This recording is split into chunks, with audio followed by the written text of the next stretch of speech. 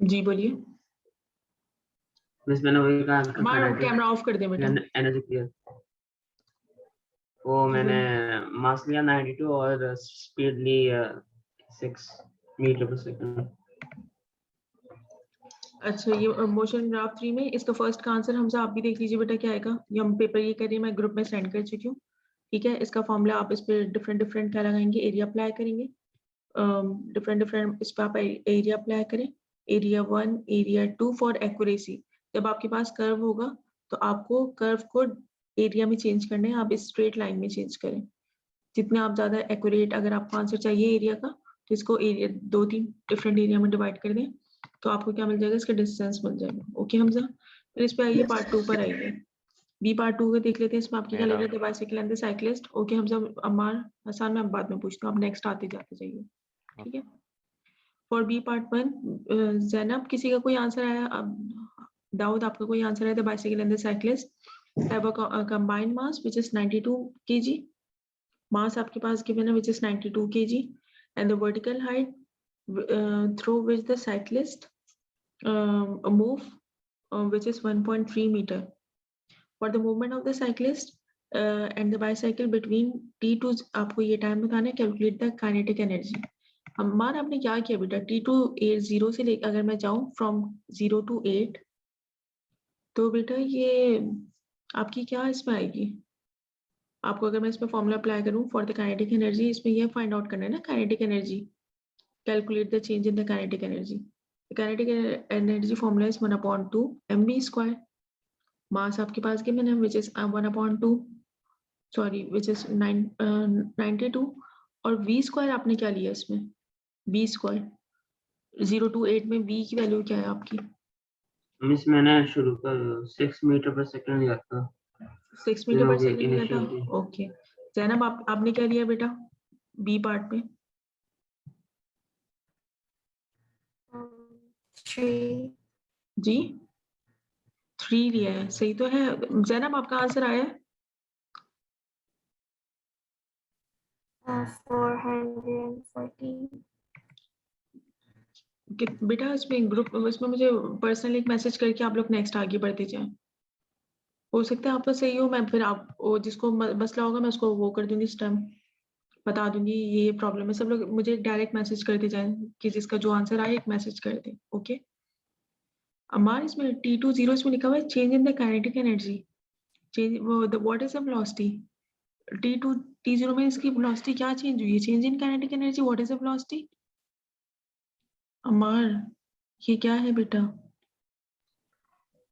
मतलब वही तो बेटा ये क्या वेलोसिटी आपकी होगी इसमें? 3 हो जाएगी। 3 का होल स्क्वायर। ओके इसका फाइनल आंसर बताइए क्या होगा? मुझे 414 जूल आ रहा है। जी मुझे 414 आ रहा है। 400 नहीं नहीं नहीं नहीं,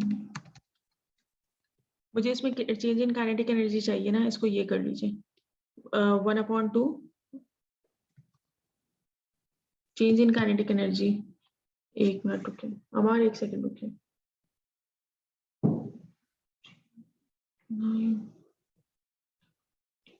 जी मिस 1242 उस वक्त आ रहा है जब हम लोग 6 का 2 काइनेटिक एनर्जी लेंगे ना, जब फॉर एग्जांपल जब हमने 6 मीटर पर सेकंड लिया और एक 3 मीटर पर सेकंड लिया, तो जब हम उसको माइनस करेंगे तो 1242 जूल्स आ जी रहा है। ऐसे ही होगा कि आपको इसमें चेंज इन काइनेटिक एनर्जी चाहिए, आप दोनों की इसकी वैल्यू लीजिएगा। पहले आप इसे कैलकुलेट करेंगे किसके साथ, 6 के साथ, 6 स्क्वायर के साथ कैलकुलेट कर लें, फिर आप इसे 3 स्क्वायर के साथ कैलकुलेट कर लीजिए, फिर आपका आंसर आ जाएगा। जैनब ओके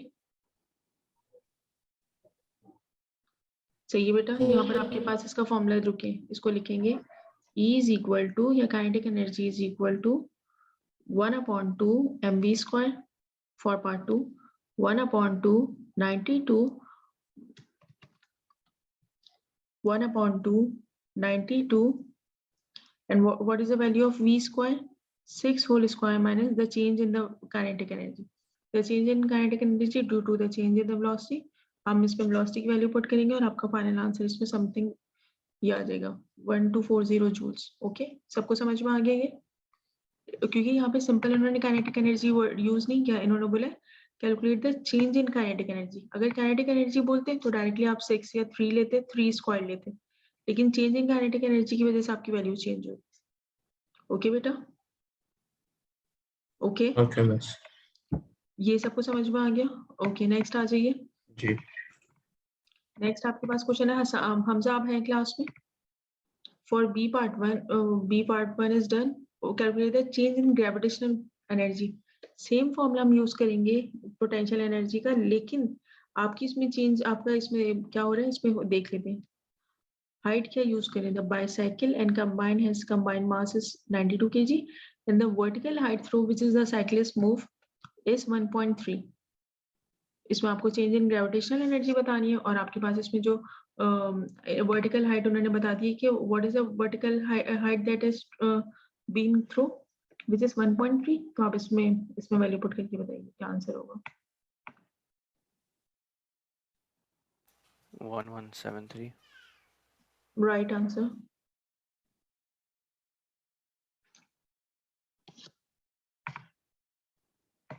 ठीक है, सब लोग देख लें बेटा इसको। The potential energy which is equal to mgh, the mass is 92, gravitational force is this, and height which is 1.3. Final answer will be 1173 joules. Okay, done. Hamza आप क्लास में हो बेटा? जी बस मैं हूँ। ओके ये आपकी वैल्यू आ जाएगी। नेक्स्ट क्वेश्चन पे जाऊं, देख लीजिए नेक्स्ट क्वेश्चन पे जाऊं। जी आप आसान आप अपना करते जाइए जो भी करना है, ठीक है? मैं आपसे पूछ वो लूंगी। सी पार्ट पे रुक गया था मैं। ओके मैं बता दूंगी आपको। सी पार्ट ये जी sometime overcome this। अच्छा अब आप एक मिनट और देख लीजिए, ये आपके पास ये वर्क डन का फॉर्मूला हम यूज करेंगे। इसमें लिखा हुआ है cyclist pedal continues so that the useful power of the bicycle is this is the useful power. Calculate the useful work done by the cyclist climbing up the slope. तो आपको उसको पता है द टोटल टाइम, आपका power का formula क्या होता है? Power is equal to work done divided by time. आप ये भी कह सकते हैं work done divided by time आपके पास होता है। और यहाँ पर आपके पास क्या गिवन है? पावर की वैल्यू गिवन है which is 75, the time is 8, work done आपको अननोन है। वैल्यू पुट करें तो आपका आंसर आ जाएगा इसमें 600 जूल्स। ठीक है, ये आपका आंसर आ जाएगा। ओके देख लीजिए बेटा इसको, कोई मसला तो नहीं है? नहीं ठीक है, ज़ैनब कोई प्रॉब्लम तो नहीं है?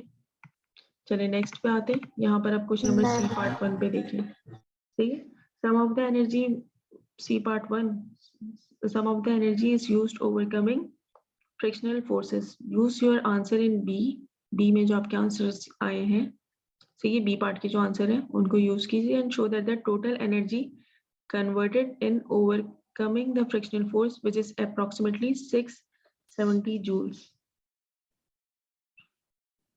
आपके पास यहाँ पर देखिए है क्या टोटल, कौन कौन सी एनर्जी आपके पास है? Number 1 energy which is kinetic energy, और एक है आपके पास इसमें potential energy. The kinetic energy आपकी आई थी अप्रॉक्स 1240 1243 समथिंग था, और यहाँ पर आपके पास ये कितनी आई थी? 1170। आप लोग अपनी एग्जैक्टली यूज कीजिएगा जिसकी जो भी वैल्यूज आ रही थी। ठीक है, आपकी काइनेटिक एनर्जी और पोटेंशियल एनर्जी। अब इन्होंने क्या बोला कि some energy which is used overcoming frictional forces. आपको ये बात तो पता है इसमें हो क्या रहा है इस क्वेश्चन में? देखिए a cyclist a cyclist is going vertical height through which the cyclist move 1.3 meter। Cyclist की जो मूवमेंट हो रही है आपकी वो क्या हो रही है? a cyclist moving up a slope at a constant gradient and the cyclist take 8 seconds to climb the slope। उसको किसी स्लोप पे जाना है, तो एक तो उसमें उसने क्या किया कि 8 सेकंड में वो उन्होंने स्लोप कंप्लीट किया। से ये जो भी उनके पास जो भी ब्रिज है, कोई भी आपके पास, उन्होंने जो भी उनकी वर्टिकल हाइट है वो है। And the variation with the time, और इसमें जो वेरिएशन और टाइम के इन्होंने ग्राफ गिवन है। लेकिन आपका ये जो ब्रिज कह लें या जो भी आपके पास ये हिल्स वगैरह जो भी है, उस पर आपके पास क्या गिवन है?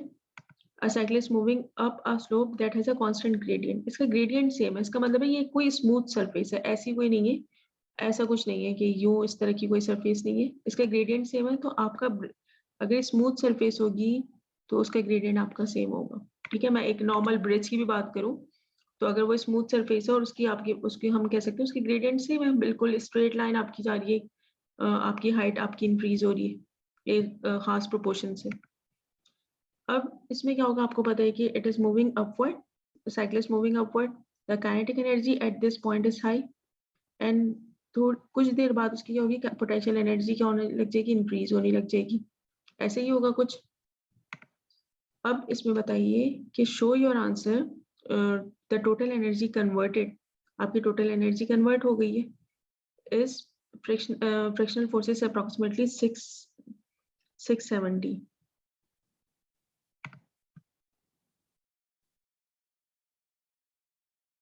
और यहाँ पर आपके पास ये देखिए एक और पॉइंट भी है, the cyclist pedal continues so that the useful power delivered to the bicycle is 750। What is your work done, what is your useful power which is 600। यहाँ पर जो आपकी वर्क डन हुआ है, जो आपका वर्क डन हुआ है विच इज 600 जूल, जो आपकी यूजफुल पावर थी। अब यहाँ पर इसको अगर मैं इसकी वर्किंग देखूं तो मैं ऐसा कर सकती हूँ कि 1 to 0 जो आपके पास टोटल काइनेटिक एनर्जी थी, it will be change into the potential energy, potential energy में चेंज हो रही है, इसमें तो कोई मसला नहीं है। लेकिन यहाँ पर आपके पास क्या हो रहा है, एक और चीज हो रही है, आपकी यूजफुल पावर भी तो कोई चीज है, काइनेटिक एनर्जी पोटेंशियल एनर्जी में चेंज हो रही है, उसको हम सब्ट्रैक्ट करेंगे।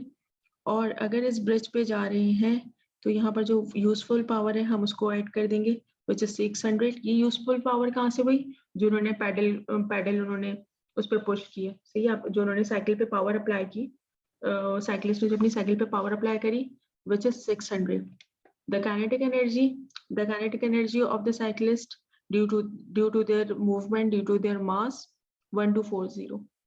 This is a potential energy। इन सबको आप सब्ट्रैक्ट करें, आपका आंसर आ जाएगा अप्रॉक्स 670 joules। थोड़ा सा ट्रिकी है कि इसको किसको ऐड करना है, किसको ऐड नहीं करना। अगर यहाँ पर ये डाउनवर्ड आ रहे होते ना from potential energy to kinetic energy, तो यहाँ पर क्या होता, आपकी पोटेंशियल एनर्जी हाई है, पोटेंशियल एनर्जी में से हम माइनस करते काइनेटिक एनर्जी को और जो वर्क डन होता हम उसको ऐड कर देते। ये देखिएगा इसमें क्या हो रहा है, आपकी the cyclist change from kinetic energy to the potential energy. तभी आपकी, मुझे पता है इस पॉइंट पे मेरी मैक्सिमम है और फिर ये इस पॉइंट में चेंज हुआ है, kinetic energy changing to the potential energy, okay, but some of the frictional forces has been subtracted, some of the energy has been converted into the frictional force which is 670। Clear, सबको समझ में आ गया ये? इसमें बस यही है कि आपको क्वेश्चन प्रॉपर है कि आपको वर्ड्स पढ़ने होंगे, प्रॉपर पढ़ना होगा ताकि आप लोगों को कोई मिस ना हो आपसे पॉइंट। ठीक है, ठीक है समझ मैम। आया? दोबारा समझाऊं? आगे हसान समझ में आया? जी आगे। ओके, नेक्स्ट इसमें क्या बोले, determine the average magnitude of the frictional forces. What is the average magnitude?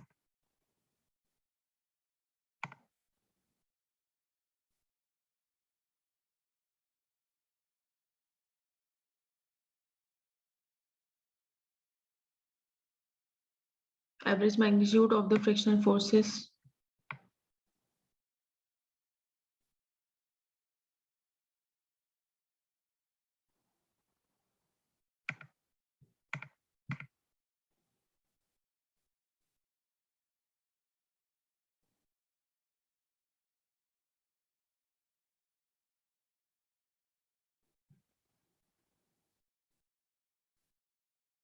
$64.4। आपका कैसे आया? मैंने वो energy equals to force into distance into time कर दिया था, तो Energy is equal to force into, ये कौन सा फॉर्मूला है, force into distance into time?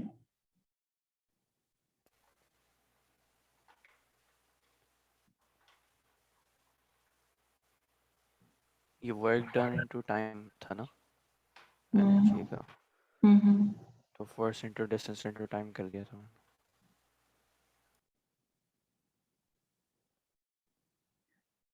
नहीं, ये तो पावर का फॉर्मूला, एक मिनट, ये तो ये होता है, पावर का फॉर्मूला होता है, energy divided by time.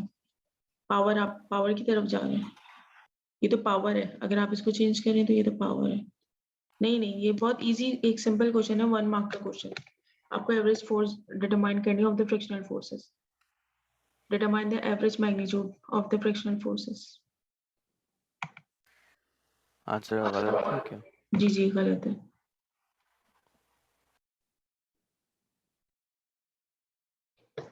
How much distance has been covered? आपका कितना डिस्टेंस कवर्ड हुआ है? Which is 39 मीटर आपका टोटल डिस्टेंस कवर्ड हुआ है। इसमें आपको पूछा है कि average magnitude of the frictional forces, उनका एवरेज मैग्नीट्यूड आपके पास क्या होगा? आप इसमें क्या करेंगे? For the magnitude of the average forces, average यानी आपका ये डिस्टेंस है 39 metre, and the frictional forces आपके पास यहाँ पर कितनी है? Frictional forces which is 670। आपको एवरेज फाइंड आउट करना है, तो इसमें आप 670 डिवाइडेड बाय 39 करेंगे, आपका आंसर आ जाएगा इसमें 17 न्यूटन, अप्रॉक्स 17 न्यूटन। ये सब एक एवरेज आपको फाइंड आउट करना था, एवरेज फोर्स। 39 क्या? 39 distance, this is a distance. It is a frictional force or it is a अच्छा। distance. ये distance है, आप इसमें एवरेज फोर्स फाइंड आउट करनी थी कि आप अगर आपका डिस्टेंस 39 है, इतना आपका कवर हुआ डिस्टेंस, जिसका जो डिस्टेंस आया according to the A part 1, आप वही वैल्यू पुट करके करिएगा, ठीक है। 670 डिवाइडेड बाय 39, तो आपके पास average force which is 17 newton. इस पे कुछ भी अप्लाई नहीं करना, 1 मार्क का क्वेश्चन है, सिर्फ एक एवरेज आपको फाइंड आउट करना था, ठीक है। ओके, सब समझ गया बेटा? जी बस। Suggest why the magnitude of the total resistive force would not constant. Why the magnitude of the total resistive force would not be constant? क्यों constant नहीं है? resistive force जो भी आपकी होगी वो क्यों constant नहीं है? बहुत easy इसका आंसर है। अगर आपके पास एक resist force है, वेरी कर रहा, क्या हो रहा है? स्पीड वेरी कर रहा। स्पीड वेरी कर रही है, और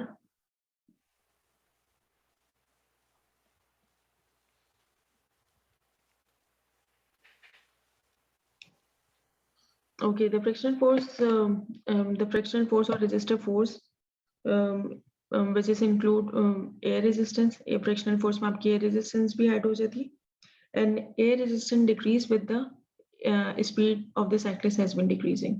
हम force कम apply कर रहे हैं। अगर मेरी इस slope में जाते हुए, इस point पे जाते हुए क्या हुआ कि यहाँ पर मेरी यहाँ पर speed slow है, यहाँ पर मेरी स्पीड स्लो है, तो इसका मतलब है कि रेजिस्टेंस भी मुझ पे कम अप्लाई होगी, रेजिस्टिव फोर्स कम होगी। यहाँ पर मैं स्पीड इंक्रीज कर दूंगी, रेजिस्टिव फोर्स भी इंक्रीज हो जाएगी। यहाँ पर मैं फिर स्लो कर दूंगी तो मेरी क्या हो जाएगी? रेजिस्टिव फोर्स फिर डिक्रीज हो जाएगी। Your resistive force depend on the speed of the object. Object की जिस तरह की स्पीड होगी वो उसी तरीके से उस पर रेजिस्टिव फोर्स अप्लाई होगी। ओके, सबको समझ में आ गया बेटा ये बात? इसमें आप कैसे बोल सकते हैं, मतलब क्या रेजिस्टिव फोर्स का? हमारे जैसे अगर आप ट्रैवलिंग कर रहे हैं, आप लोग क्वेश्चन नंबर 2 पे जिनको नहीं समझ, जिनको आगे वो आगे चले। आप जैसे नॉर्मल आप रनिंग कर रहे हैं, ठीक है, आप जब रनिंग कर रहे हैं तो आप अगर फोर्स आप पे resistive force air resistance, just suppose air resistance आपके ऊपर अप्लाई हो रही है, ठीक है, एक रेजिस्टिव फोर्स और सराउंडिंग की जो रेजिस्टिव फोर्स है वो आप पे अप्लाई हो रही है। अगर आपकी स्पीड इंक्रीज होगी तो आपकी जो रेजिस्टिव फोर्स है वो भी क्या हो जाएगी? वो भी इंक्रीज होगी। और अगर आप अपनी स्लो कर देंगे, आप स्पीड अपनी स्लो कर देंगे, तो जो रेजिस्टिव फोर्स है वो भी स्लो हो जाएगी। जैसे आपने पैराशूट्स में भी देखा होगा, जब फ्री फॉल आपके पास हम लोग ने ऑब्जेक्ट पढ़ते थे, तो उसमें क्या होता था कि speed of the according to the speed of the body और weight of the body, object क्या करता था, जो एयर रेजिस्टेंस है वो उसी तरीके की फोर्स अप्लाई करती थी। याद है अपवर्ड फोर्स एयर रेजिस्टेंस पे जो अप्लाई होती थी फ्री फॉल बॉडी में, according to the mass of the mass and the velocity. यहाँ पर आपका मास तो सेम है, सही है, पहले तो स्टार्ट में तो वो वेट के ऊपर जाते थे, इसमें आपका मास तो सेम है, मास का तो प्रॉब्लम नहीं है। आपकी स्पीड इंक्रीज डिक्रीज हो रही है, वो क्लाइंबिंग हो रही है, साइक्लिस्ट अपनी क्लाइंबिंग कर रहे हैं, फॉर श्योर उनकी स्पीड कांस्टेंट तो रह नहीं सकती है, स्पीड उनकी इंक्रीज डिक्रीज होगी। If your speed has been decrease, it means your air resistance is also decrease, ठीक है। That's why the resistive force, जो भी रेजिस्टिव फोर्स है जो अपोजिट ऑफ मूवमेंट है वो भी डिक्रीज होगी। It depends on g your, okay, समझ गए? नेक्स्ट आइए, इसमें बताइए ज़ैनब, आपको आ रहा है क्वेश्चन नंबर 2? जी बताइए बेटा 2A। ये 2.4 होगा। Yes this is 2.4। आपने कैसे किया? वो Yes, maximum. x-axis ओके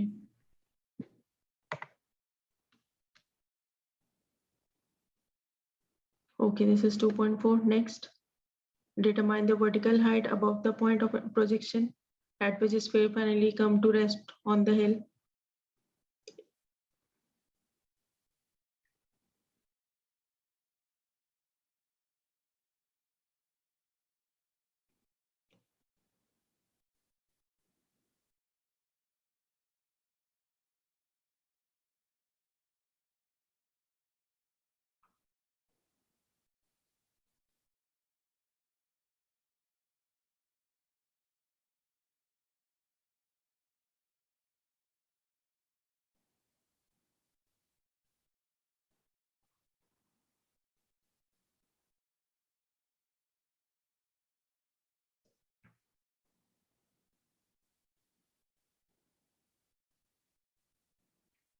एक मिनट बेटा, इसको ये आपको वर्टिकल हाइट चाहिए, इसको थोड़ा सा मैं जूम कर रही हूँ ताकि आपको क्लियर पता हो।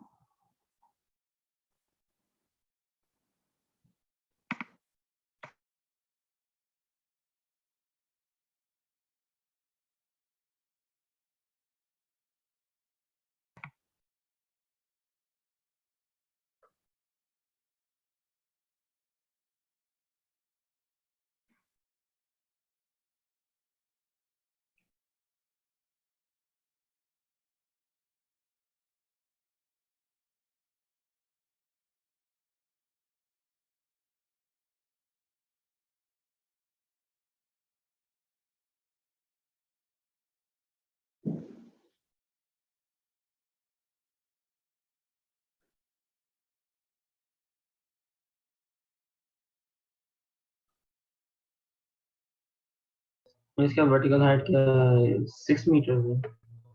अमार कैसे किया बताइए? हमें से जो जो एरिया अंडर द ग्राफ में इन दोनों ट्रायंगल्स के मैंने उनको ऐड कर लिया। ऐड कर लिया? जैसे क्योंकि ये बता रहा है कि ये फॉल कर रहा है बॉल इसमें, तो और आपके पास नीचे फॉर्मूला वाला बता रहा है राइज 1/2। मतलब ओके, बेस इनटू हाइट में base into height which is 19 multiply by 2.4। और ओके 2.4 इसका सही आंसर है। नहीं, एक मिनट रुकिए तो मैं कंफर्म करूँ। 1/2 मल्टीप्लाई बाय 2.4 मल्टीप्लाई बाय 9, और यहाँ पे आपने इसका आंसर क्या आ रहा है आपके पास? और सेकंड आपने क्या फाइंड आउट करा? 1/2 हम इस 1/2 वही 4 माइनस 2.4 मल्टीप्लाई माइनस 6 कर लिया। -6 उसका नहीं बाकी का नहीं, एक मिनट, -6 नहीं करेंगे, नेगेटिव साइन थोड़ी करेंगे, हम तो एरिया फाइंड आउट कर रहे हैं ना, तो एरिया में मैं लेंथ में नेगेटिव साइन थोड़ी यूज करती हूँ। तो फिर 15.6 मीटर का एक मिनट रुक जाए, 1/2 multiply by 1.6 multiply by 6 which is equal to, इसका आंसर बताइए, इन दोनों के आंसर बताइए मैंने।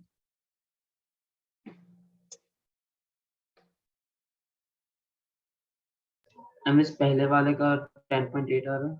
ओके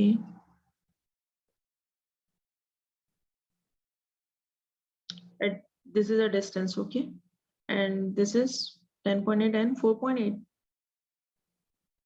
जी मिस ओके चलें, सही है। यहाँ पर ये तो ठीक है, इनके डिफरेंट डिफरेंट डिस्टेंस हमने फाइंड आउट कर लिए, यहाँ पर हो गया। ज़ैनब इसका फाइनल आंसर क्या आ रहा है बताइए जरा। ज़ैनब फाइनल आंसर बताइए बेटा इसको। हम 15 जी 15। अब कौन है ये? हसान, हमजा, दाऊद, इसका फाइनल आंसर बताइए। 10.8 एंड 4.8 तो सही है, ये बात तो सही है। अब बताइए सब इसमें सब्ट्रैक्ट करेंगे या ऐड करेंगे, बस ये पॉइंट है। ये तो मुझे पता है कि ये भी सही इन्होंने बताया, ये भी सही बताया, ये तो सही है। we have a two different triangle. This is a velocity time graph. इसमें उन्होंने क्या पूछे? Determine the vertical height above the point of projection at which the sphere finally comes to rest on the hill. मैं add करूं, subtract करूं, क्या करूं? Miss add करेंगे मेरे ख्याल से। ऐड करेंगे। अच्छा, और कोई? मिस कैसे पता चलेगा क्या करना? जी, कैसे पता चलेगा क्या करना? जी, इसमें यही तो मैं अभी पूछ रही हूँ, वो तो मैं बता दूंगी कैसे पता चलेगा। और एक और फॉर्मूला इसमें आप लगा सकते नहीं हो। मिस एक सेकंड, जी, मेरे ख्याल में सब्ट्रैक्ट करेंगे सब्ट्रैक्ट क्यों करेंगे हमजा?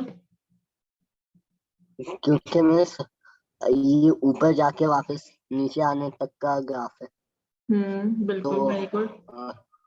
तो हाइट ये ऊपर जाने तक का ही अगर हाइट पता चल जाए तो ओके, सही है, वेरी गुड।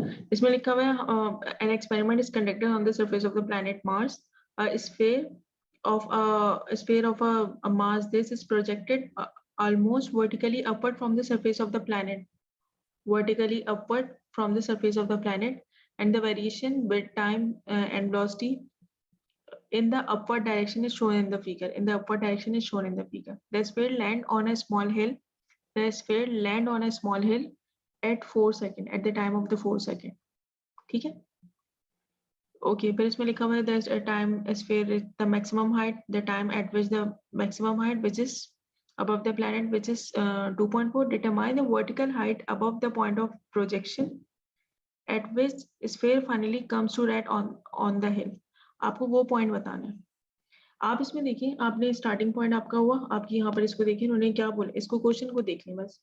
डिटरमाइन, इसमें सब्ट्रैक्शन आपकी होगी 10.8 minus 4.8 which is equal to 6 metre. आपका ये फाइनल आंसर है। और अब इसको क्वेश्चन को देखिए, इसमें लिखा हुआ है that determine the vertical height above the point of projection at which sphere finally comes to rest on the hill. Starting point क्या है? ये स्टार्टिंग पॉइंट अगर मैं देखूं, the vertically upward from the surface of the planet. Vertically upward is an experiment is conducted on the surface of the planet. The projected almost vertically upward on the surface of the planet. Okay, यहाँ तक कोई मसला नहीं। और इसकी value मुझे पता चल गई, which is 10.8. अपवर्ड ये मैक्सिमम हाइट पे पहुंचा, 2.4 पॉइंट पे मैक्सिमम हाइट पे पहुंचा। फिर क्या हुआ? The sphere land on a small hill